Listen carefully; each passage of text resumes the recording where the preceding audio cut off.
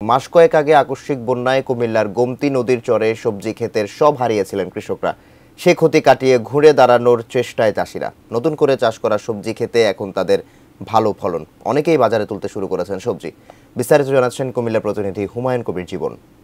কুমিল্লার গোমতী নদীর দুই চরে কিন্তু শীতকালীন সবজির বাম্পার ফলন হয়েছে। আমি এই মুহূর্তে আছি চরের পারে। এখানে এসে যেটি আমরা দেখেছি যে কৃষকের মুখে কিন্তু হাসি দেখতে পেয়েছে এবং বেশ কিছুদিন পূর্বে কিন্তু কুমিল্লা গোমতীর দুই পারে কিন্তু বন্যার পানিতে ব্যাপক ক্ষয়ক্ষতি হয়েছিল। সেই ক্ষয়ক্ষতি কাটিয়ে কিন্তু আবারও কিন্তু কৃষকরা কিন্তু ঘুরে দাঁড়াতে শুরু করেছে।